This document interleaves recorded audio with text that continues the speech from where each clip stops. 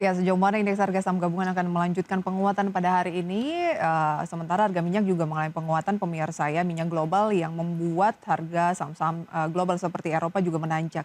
Kita lihat terlebih dahulu beberapa agenda ekonomi global, diantaranya dari Jepang, pemirsa yang masih libur, kemudian ada Singapura, penjualan retail Singapura month on month dan di bulan November, kemudian India cadangan devisa, Jerman tingkat pengangguran, dan kita lihat pemirsa dari emiten, ada KUM dividen tunai interim dari Akro dan DPS dividen tunai interim dari KKGI.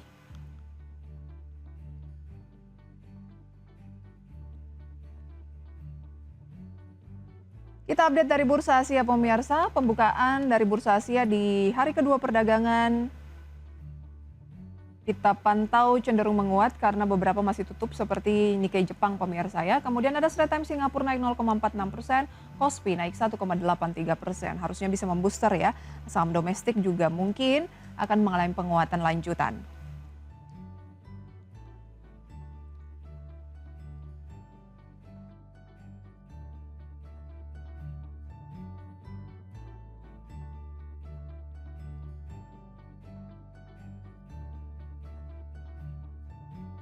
Ya pemirsa, kemarin IHSG di hari perdana perdagangan tahun baru itu ditutup menguat di atas 1% dengan dukungan dari sektor utamanya barang baku dan juga perbankan atau keuangan. Untuk membahasnya pemirsa, kita kembali akan berbincang pada pagi hari ini bersama dengan Ibu Sulistina Primasuci, Head of Investor Relation Mandiri Utama Sekuritas. Selamat pagi Ibu Sulis. Ya, selamat pagi Mbak Prisa. Selamat tahun baru ya, semoga sehat selalu. Ya, selamat tahun baru juga untuk Mbak Prisa dan teman-teman investor semua. Baik. Ibu Sulis, pembukaan perdagangan perdana, indeks harga saham gabungan ditutup mengalami penguatan di atas 1%. Bagaimana tanggapan Anda melihat barang baku, kemudian juga ada keuangan di sana yang memimpin penguatan?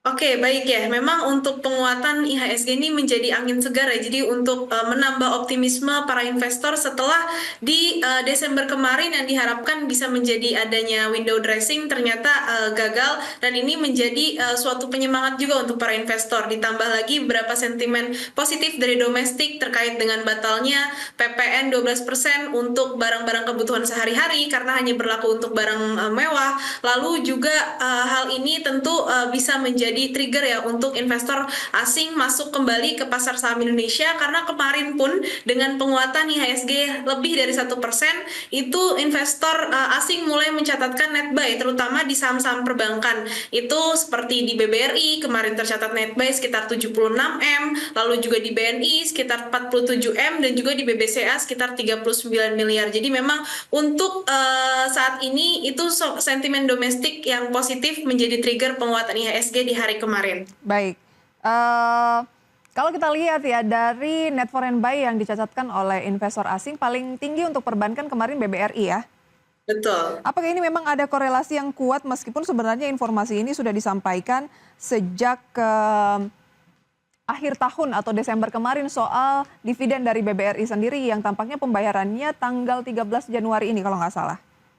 Iya, jadi memang di tanggal 16 Desember kemarin ya, itu BBRI sudah mengumumkan terkait dengan dividen interim, yang mana yieldnya itu sekitar 3%-an. Ini cukup menarik. Ini yang menjadi trigger juga untuk penguatan BRI di hari kemarin. Tapi memang kalau secara teknikal atau secara pergerakan trennya itu memang BRI masih bergerak dalam tren penurunannya. Jadi untuk saat ini sih sudah mulai terkonsolidasi sebenarnya di area level support yang level 4.050 sampai dengan 4.250.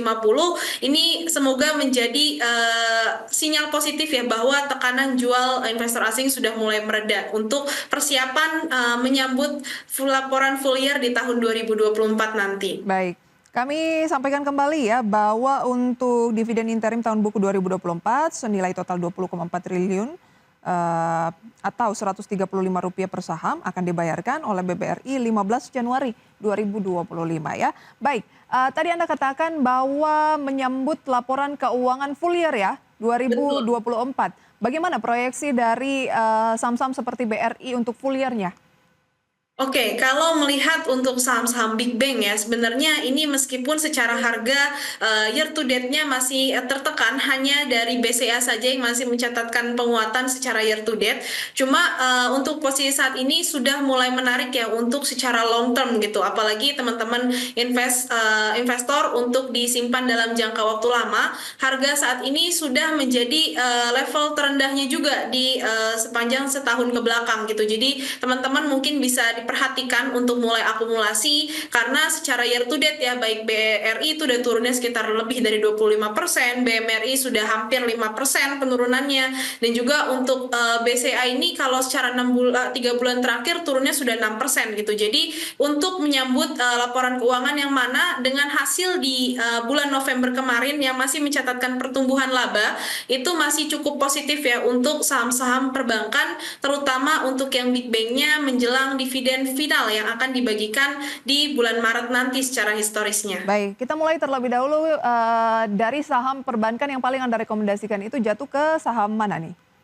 Kalau di antara 4 big bank ya, saat ini saya masih merekomendasikan untuk di BBRI karena secara harga sudah terdiskon cukup banyak dan juga secara valuasi sudah mulai menarik di tengah banyaknya penurunan harga sahamnya, tetapi dari segi fundamentalnya masih cukup kuat dengan peningkatan laba di bulan November terakhir ya. Baik, dengan penguatan yang dibukukan oleh BRI di perdagangan kemarin, strategi untuk masuk lagi ke BRI itu sebaiknya seperti apa? Oke, sambil kita lihat ya untuk secara pergerakan kemarin itu kan penguatannya mencapai 3%-an ya. Jadi untuk saat ini sih kalau mau masuk itu better tunggu terlebih dahulu karena saat ini pergerakannya secara teknikal masih tertahan di level resisten MA20-nya. Jadi untuk teman-teman mungkin bisa watch di area support sekitar 4.090 sampai dengan 4.120 itu bisa menjadi level pembelian teman-teman semua. Oke, itu adalah level-level beli dengan target paling tidak time frame berapa lama dan targetnya kira-kira ke level berapa? Oke, untuk saat ini mungkin time frame-nya di sekitar 3 bulan ya, sampai dengan nanti pengumuman dividen finalnya di bulan Maret secara historisnya. Secara target saya coba proyeksikan untuk ke level sekitar 4.600-an terlebih dahulu ya, untuk 4.600 sampai dengan 4.800. Baik, ada tidak batasan resiko mungkin yang mungkin akan mengubah pola dari BBRI menjadi kurang menarik ketika menyentuh posisi itu lagi?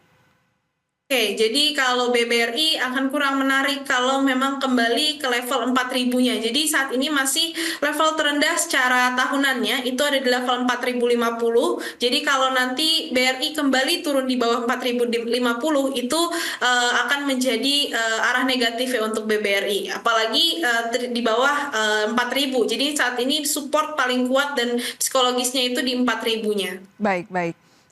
Selain perbankan kemarin yang menjadi penopang juga itu kan barang baku, mungkin ada brand di sana. Bagaimana analisis Anda atau Anda punya proyeksi lain soal sektor barang baku?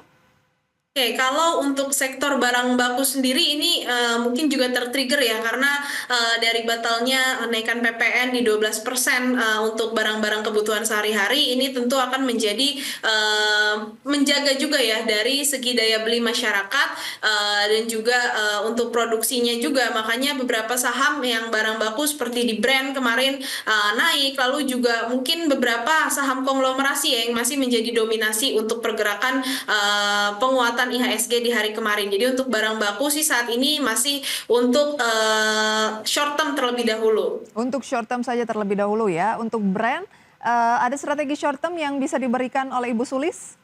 Oke, kalau untuk brand sendiri ini masih bisa ada peluang sebenarnya karena secara tren sudah konfirmasi bergerak uptrend, terus juga dia ada secara teknikalnya ada potensi untuk menutup gap di level 10.200 sampai dengan level 10.700.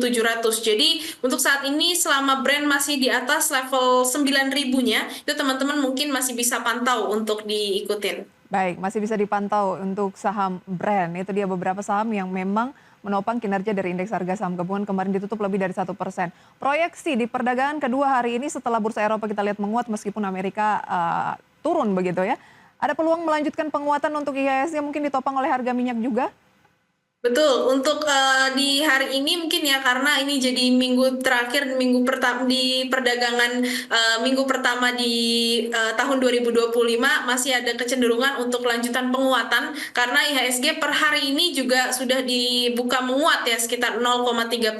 Jadi untuk saat ini resisten yang teman-teman mungkin bisa pantau untuk IHSG itu masih di level sekitar 7.200 sampai dengan 7.250-nya. Baik, ada peluang lanjutan penguatan gitu ya. Rekomendasi saham pilihan dan sentimen lainnya kami ulas pemirsa dan juga Ibu Sulis ditahan dulu ya usai jeda tetaplah di Market Buzz.